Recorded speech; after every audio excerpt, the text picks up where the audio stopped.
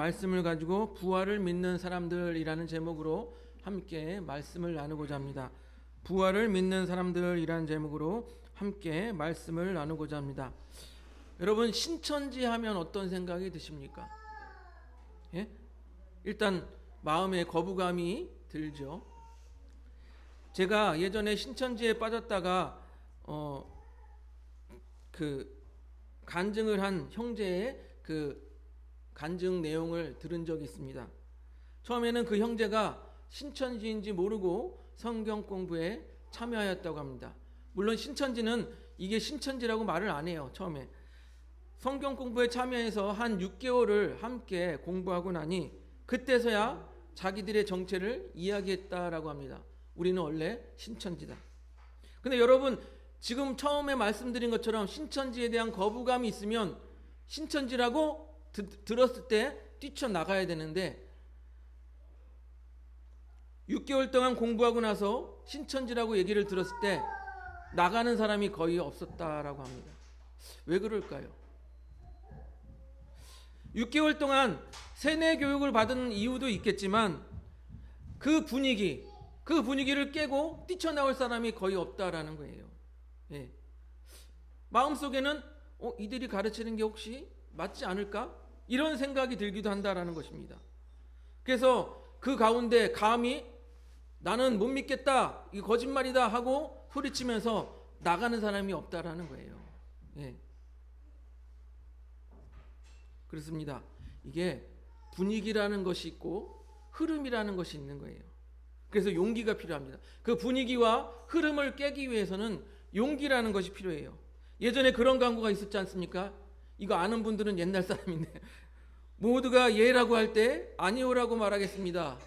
예, 모두가 아니오라고 할 때 예라고 말하겠습니다. 그런 광고가 있잖아요.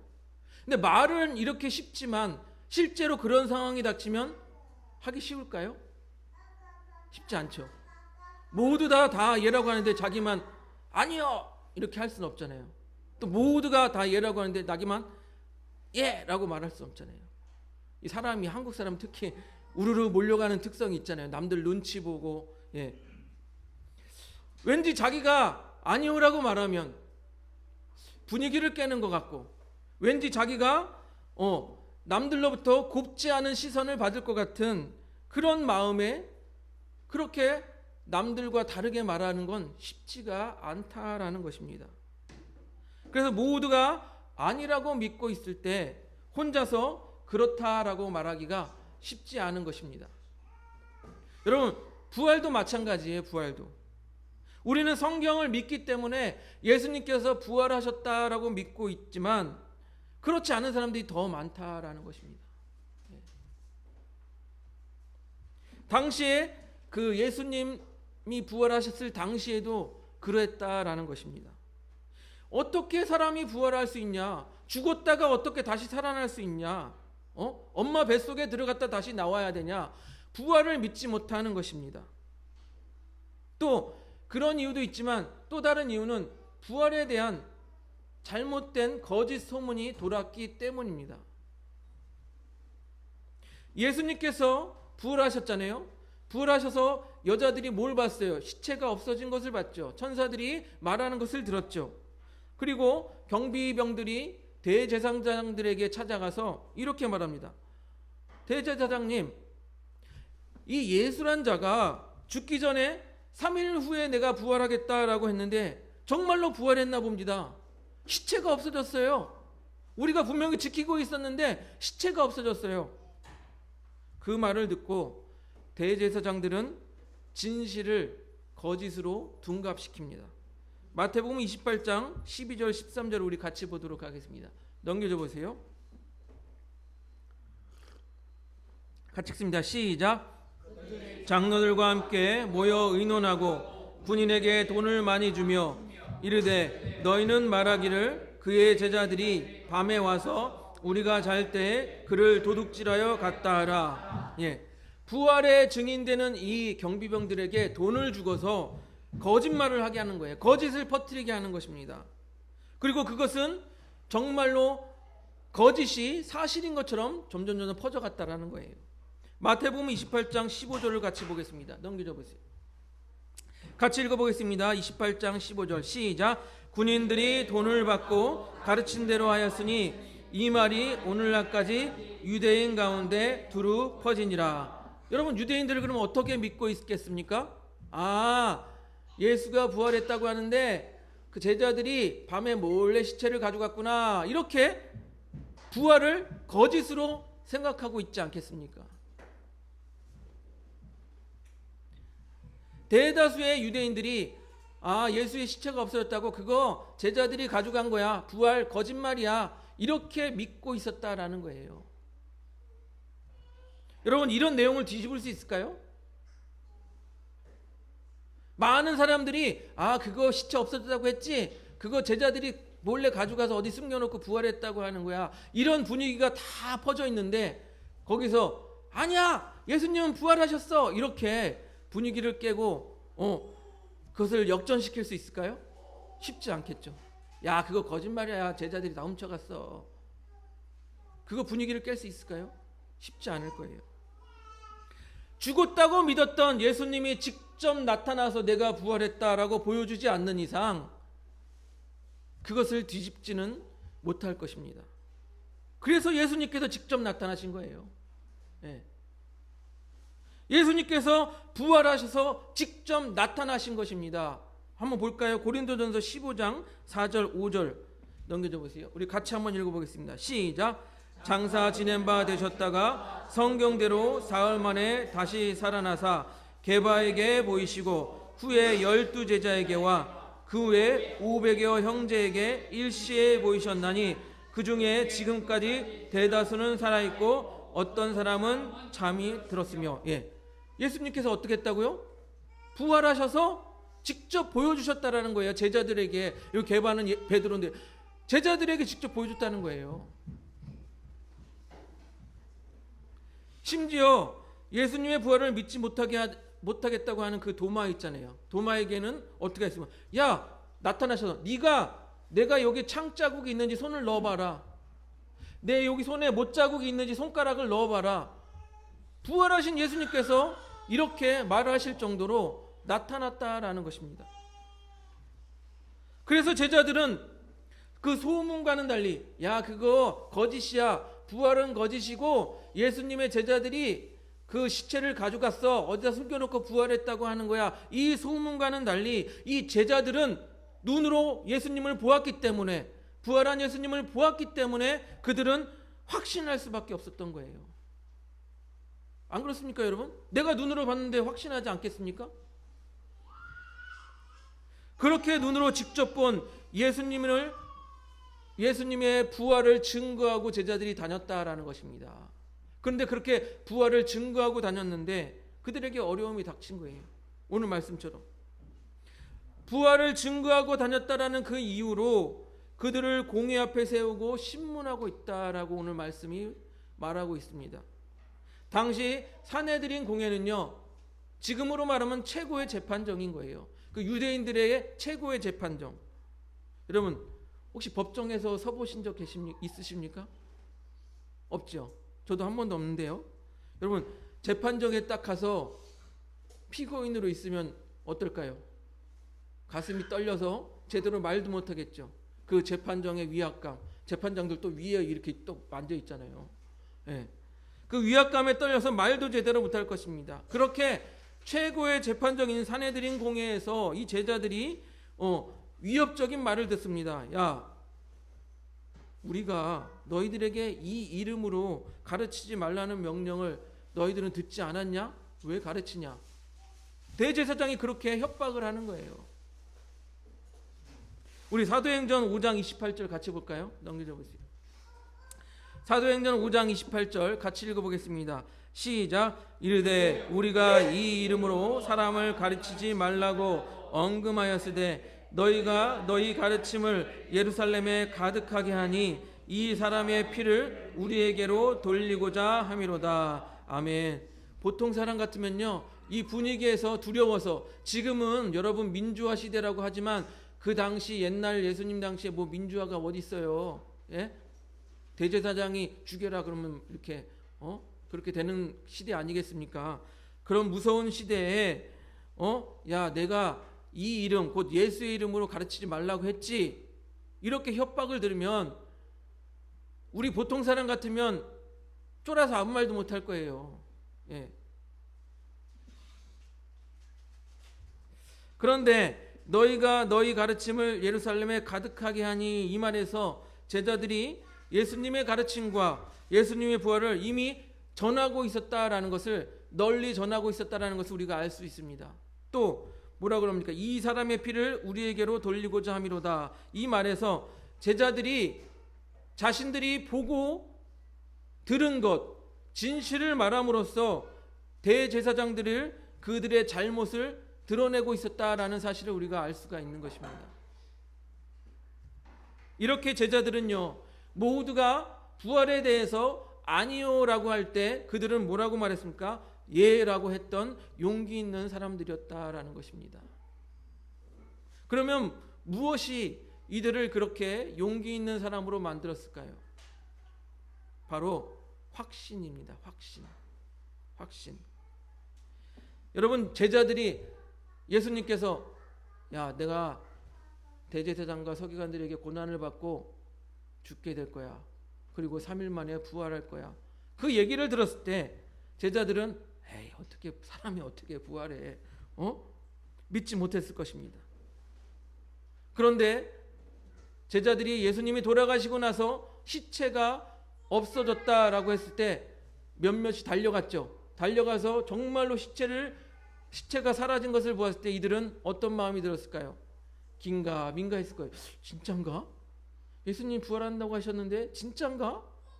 긴가민가 하는 생각이 들었을 것입니다. 그런데 부활하신 예수님께서 이 제자들의 눈앞에 나타나셨을 때 이들의 마음은 어떻게 됐을까요? 정말로 부활하셨구나, 마음에 확신이 들었을 것입니다. 그렇죠?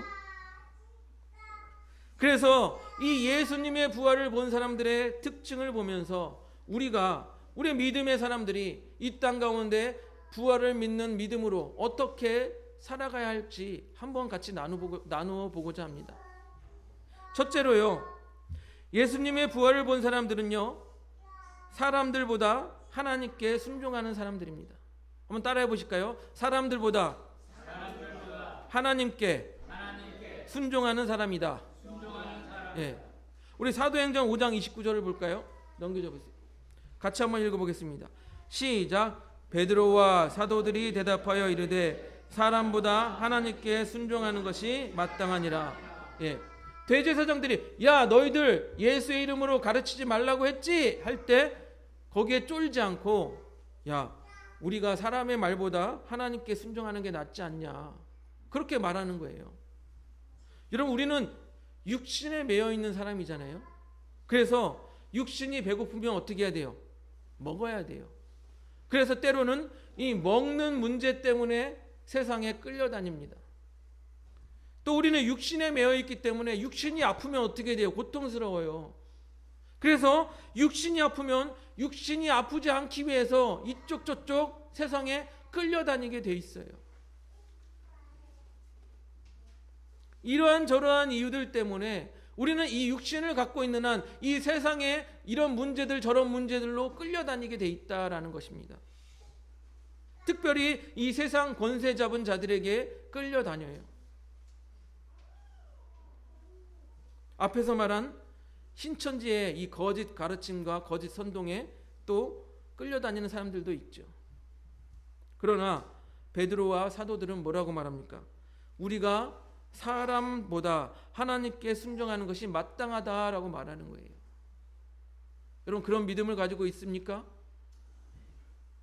물론 여기서 말하는 사람에게 순종하는 것은 대제사장들이 말한 것 있잖아요. 야, 이 이름으로 가르치지 마, 예수의 이름으로 가르치지 마, 이것이 바로 사람에게 순종하는 것입니다. 즉 예수님을 증거하지 말라는 거예요. 예수님의 부활을 증거하지 말라는 거예요. 그리고 하나님께 순종하는 것은 무엇입니까? 하나님께서 명령하신 예수 그리스도를 통한 복음, 이 복음의 소식을 땅끝까지 증거하라는 명령 아니겠습니까? 이게 둘이 충돌하잖아요. 대제사장들은 복음을 전하지 마. 하나님의 명령은 복음을 땅끝까지 증거해. 이게 충돌하잖아요. 그때 어떻게 하겠냐 말입니다. 어떻게 하겠냐. 물론 오늘 말씀에 보니까 사도들이 위협을 당하고 있긴 하지만 여러분 이 말씀의 상황만 보면은 쉽게 이해할 수 있어요. 복음을 전하지 말라는 이 사람의 말보다는 복음을 전하라는 하나님의 말씀에 순종하는 것이 맞지라고 여러분 쉽게 생각할 수 있잖아요. 그런데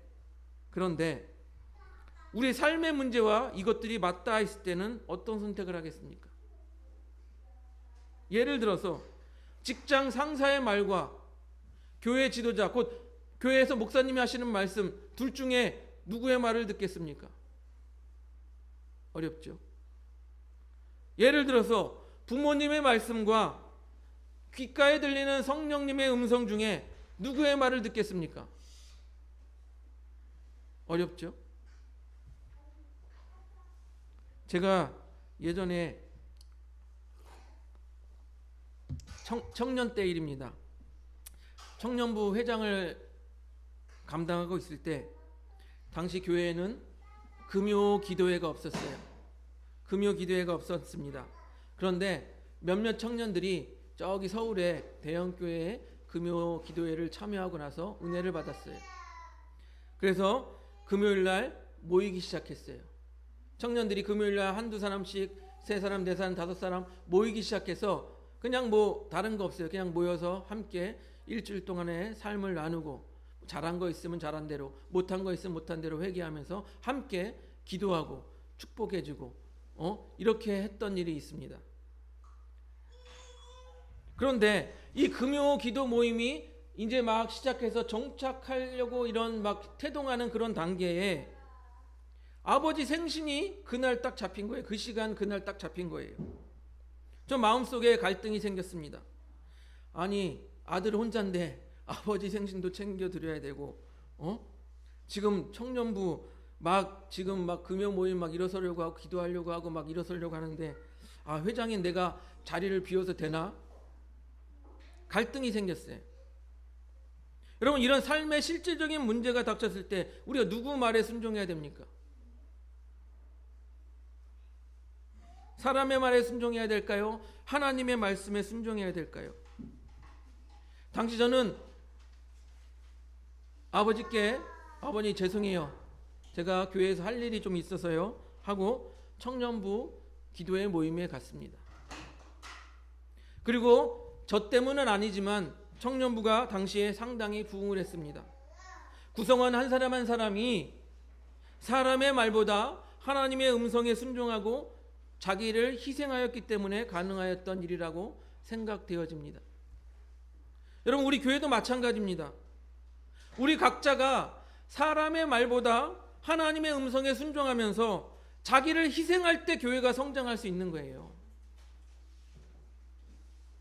나는 아무것도 안 해도 시간이 지나면 교회가 알아서 성장하겠지. 나는 안 해도 저 사람이 열심히 하면 성공해. 그런 거 없어요, 여러분. 내가 희생해야 부흥하는 거예요. 내가 희생해야. 둘째로요, 예수님의 부활을 본 사람들은요, 예수님의 사역과 부활을 증거하는 사람들이었습니다. 따라서 해볼까요? 예수님의 사역과 부활을 증거하는 사람들이다. 네. 앞서 언급한 것처럼 유대인들은 어떤 소문을 들었습니까? 이미 제자들이 시체를 훔쳐갔다라는 거짓 소문을 이미 듣고 있었어요. 왜 그렇습니까? 대제사장이 경비병들을 매수해서 거짓 소문을 퍼뜨렸기 때문이죠. 하지만 예수님의 부활을 본 사람들은 그걸 믿어요, 안 믿어요? 안 믿잖아요. 내가 눈으로 부활한 거 봤는데. 안 믿잖아요. 우리 사도행전 5장 30절 한번 같이 보겠습니다. 사도행전 5장 30절 같이 읽어보겠습니다. 시작. 너희가 나무에 달아 죽인 예수를 우리 조상의 하나님이 살리시고. 그들이 왜 예수님을 나무에 십자가에 달아 죽였습니까? 왜 그랬을까요? 첫 번째 이유는 예수님이 나는 하나님의 아들이다 신성모독죄에 걸렸기 때문에 십자가에 못 박았습니다. 그런데 이 대제사장들과 종교 지도자들의 그 마음속에는 어떤 마음이 있었을까요? 겉으로는 신성모독이라 했지만 속으로는 예수님의 기적과 표적을 보고 많은 사람들이 예수님을 따르기 때문에 자신들의 위치가 위협받기 때문에 또 예수님을 못 박았을 거예요. 또 정말 진짜 그 안에 이유가 무엇입니까? 정말 진짜 이유는 바로 하나님께서 저와 여러분을 구원하기 위해서, 온 인류를 구원하기 위해서 예수님을 십자가에 달려 죽기까지 내버려 두신 것입니다. 이해되십니까? 그리고 더욱 중요한 사실은 우리가 지난주에 부활절을 맞이했지만 하나님께서 예수 그리스도를 다시 살리셨다라는 거예요. 그래서 우리 예수를 믿는 우리들에게 부활의 소망을 갖게 하셨다라는 것입니다. 우리 31절에 보면은 이스라엘에게 회개함과 죄 사함을 주시려고 그렇게 하였다라는 거예요. 우리도 그 은혜를 지금 누리고 있지 않습니까? 예수님의 십자가의 죽으심과 부활의 은혜를 우리가 지금 누리고 있지 않습니까? 이렇게 예수님의 부활을 본 사람들은요, 예수님께서 이 땅에서 하신 그 사역을 믿는 사람들이에요. 또 예수님의 부활을 본 사람들은요, 예수님의 부활을 확실히 믿고 그것을 증거하는 사람들이라는 거예요. 즉 부활의 증인이 된다라는 것입니다. 그렇기 때문에 32절 전반절에 보니까 우리가 이 일의 증인이요 라고 말하고 있지 않습니까? 우리가 이 일의 증인이요 라고 말하고 있지 않습니까? 여러분, 저를 보시기 바랍니다. 예수님의 부활을 믿으십니까? 그러면 어떻게 해야 돼요? 전해야 되는 거예요. 전해야 돼요. 그것이 부활을 믿는 사람들이 마땅히 해야 될 일이라는 거예요. 부활하신 예수님께서 부활을 지금 눈으로 목격하고 있는 제자들에게 이렇게 말씀하십니다. 사도행전 1장 8절 보겠습니다. 넘겨줘 보세요. 같이 한번 읽어보겠습니다. 시작. 오직 성령이 너희에게 임하시면 너희가 권능을 받고 예루살렘과 온 유대와 사마리아와 땅끝까지 이르러 내 증인이 되리라 하시니라. 아멘. 지금 부활을 보고 있는 제자들에게 예수님께서 하신 말씀이에요. 그러니 우리가 어떻게 살아야 됩니까? 증인된 삶을 살아야 되는 거예요. 증인된 삶. 화가 날 때 화를 덜 내는 것도 사람들의 칭찬을 받습니다. 그리고 어려운 일이 공동체에 있을 때 내가 나를 희생해서 어려운 일을 설선수범한다. 그럼 사람들에게 칭찬을 받습니다. 그러면 사람들이 뭐라고 합니까? 대단하시네요. 당신은 왜 이렇게 선한 일을 하십니까? 그러면 그때 예수님을 전하면 되는 거 아닙니까? 나는 예수님 때문에 이렇게 살고 있습니다. 이렇게 예수 그리스도의 증인된 삶을 사시기를 바랍니다. 셋째로, 예수님의 부활을 본 사람들은 성령을 받을 사람입니다. 따라해 볼까요? 성령을 받을 사람이다. 아니, 목사님, 성령을 받은 사람이면 받은 사람이지 왜 받을 사람이라고 말하냐고 그렇게 물으실지 모릅니다. 일단 성경은 그 순서에 대해서 이렇게 말합니다. 예수님의 부활을 본 사람들에게 예수님께서 뭐라고 말씀하시냐면 성령을 기다리라 라고 말씀하세요. 우리 사도행전 1장 4절을 볼까요? 넘겨줘 보세요.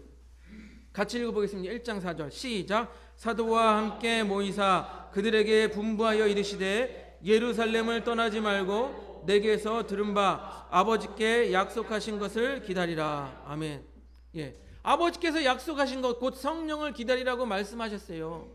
그리고 우리가 아까 읽었던 사도행전 1장 8절에서 성령이 너에게 임하시면 이라고 말하는 거예요. 이해가 되세요? 성령을 기다려라. 부활을 본 제자들에게 성령을 기다리라. 그 다음에 성령을 받으면 이렇게 착착착 순서가 된다는 거예요. 예. 그래서 부활을 본 사람들을 제가 이렇게 말씀드립니다. 성령을 받을 사람이다 라고 말씀을 드리는 거예요. 성령을 받을 사람이다. 그러나 지금 우리가 믿는 믿음은 무엇입니까? 예수님께서 이미 부활하셨죠. 그리고 예수님께서 하신 일들을 우리 믿죠. 우리는 이미 예수님의 부활을 믿고 있습니다. 다시 말해서 우리가 예수 그리스도를 믿는 믿음의 순간에 동시적으로 성령도 임할 수 있다라는 거예요. 이해되세요? 당시에 사도행전이 기록될 당시는 예수님의 부활을 보고 성령을 기다리라고 하고 성령을 받았다라고 기록되어 있지만 지금 우리는 이미 믿는 순간에 예수 그리스도를 영접하는 순간에 성령을 받을 수도 있다라는 것입니다. 이해되세요? 왜냐하면 성령께서 우리에게 믿음을 주시고 성령으로 말미암지 않고는 우리가 예수를 주라고 시인할 수 없기 때문이에요. 성령께서 우리가 하나님의 자녀인 것을 증거하시고 성령께서 우리가 구원받은 백성임을 우리 마음 안에서 증거하고 계시기 때문이에요. 그래서 사도행전의 순서는 부활을 목격하고 성령을 기다리라고 하고 그 다음에 열심히 기도해서 기다려서 성령을 받았지만 지금 우리는 예수 그리스도를 영접하고 믿는 순간 성령을 받을 수 있다라는 거예요. 이해가 되십니까? 예. 그런데 성령 충만하냐라는 이 질문에서는 조금 궁금증이 있을 것입니다. 성령 충만하냐? 즉 얼마나 성령에 순종하는가? 여러분 사람마다 다르잖아요. 성령에 순종하는 정도. 그러니까 오늘 말씀에서도 이렇게 말합니다. 사도행전 5장 32절 같이 한번 읽어보겠습니다. 5장 32절 같이 읽어보겠습니다. 시작. 우리는 이 일의 증인이요 하나님이 자기에게 순종하는 사람들에게 주신 성령도 그러하리라. 하나님께서 성령을 어떻게 주셨다고요? 하나님이 자기에게 순종하는 사람들에게 주신 성령이라고 말하고 있죠. 즉 우리가 신앙생활하면서 얼마나 하나님의 말씀에 순종하는가에 따라서 성령이 강하게 역사하실 수도 있다라는 거예요. 이해되세요? 성령이 강하게 역사하는 건 성령 충만이잖아요. 그러나 우리의 신앙생활 가운데 하나님의 말씀에는 순종하지 아니하면서 하나님 이거 해주세요, 저거 해주세요, 이거 해주세요 복만 빌면은 그게 이루어지겠습니까? 지금 말하잖아요. 자기에게 순종하는 사람들에게 주신 성령이라고 말하고 있지 않습니까? 자기는 순종도 안 하면서 성령의 역사를 바랍니다. 자기는 순종도 안 하면서 나에게 이게 이런 귀한 역사가 일어나길 바랍니다. 그러면 되겠습니까? 안 되겠습니까? 자신의 희생과 순종은 없으면서 하나님께 요구만 하는 것이에요. 하나님께서 들어줄 리가 없어요. 뭐라고 말합니까? 오늘 하나님이 자기에게 순종하는 사람들에게 주신 성령이라고 말하고 있습니다. 여러분 그런데요, 옛날부터 신앙생활을 하고 계신 분들은 알겠지만 갈수록 한국교회 갈수록 어떡합니까? 순종이 사라지고 있어요. 다 각자가 자기가 왕이에요. 내 마음에 들지 않으면 교회고 뭐고 목사님 말씀이고 뭐가 없어요. 그냥 순종이 사라지고 있어요. 그렇기 때문에 갈수록 현대인들에게, 현대 그리스도인들에게 뭐가 또 사라져요? 성령의 역사도 사라지고 있는 것입니다. 여러분 순종함으로 성령 충만한 삶을 사시기 바랍니다. 사랑하는 성도 여러분, 우리가 지난주 부활주일을 지나왔어요. 예수님의 부활을 기념하는 이유는 우리가 부활을 마음에 생기고 또한 증거하기 위함입니다. 그리고 앞에서 말씀드린 것처럼 예수님께서 부활하신 예수님께서 제자들에게 나타나신 이유는 그들에게 부활의 확실한 믿음을 주기 위함입니다. 너희가 믿는 예수는 가짜가 아니다. 너희가 믿는 부활은 가짜가 아니다. 내가 이렇게 살아나 너희 눈앞에 보여지고 있지 않느냐 하는 것이에요. 그렇다면 우리가 믿는 예수님도 지금 우리가 믿는 부활도 동일한 거예요. 그럼 우리가 어떤 삶을 살아야겠습니까? 제가 앞에서 말씀드린 것처럼 첫째, 사람의 말보다 하나님의 말씀에 순종하는 삶을 살아야 됩니다. 사람의 말보다 하나님의 말씀에 순종하는 삶을 살아야 됩니다. 둘째로 예수님의 사역과 예수님의 부활을 증거하는 삶을 살아야 됩니다. 부활을 증거하는 삶을 살아야 돼요. 셋째로 성령 충만한 삶을 살아야 되는 거예요. 여러분, 우리도 예수님의 부활을 믿지 않습니까? 어떤 사람들은 기도하는 중에 부활하신 예수님을 만나는 경험을 하기도 하고, 어떤 사람은 찬양하는 중에 부활하신 예수님을 만나는 경험을 하기도 하고, 어떤 사람들은 이렇게 예배 중에 부활하신 예수님을 만나는 경험을 하기도 합니다. 그럼 부활을 본 사람들은 확신하는 거예요. 확신. 그 부활을 믿는 믿음으로 순종하는 삶, 증거하는 삶, 성령 충만한 삶을 사시는 우리 하늘본교회 성도님들이 되시기를 주님의 이름으로 축복드립니다.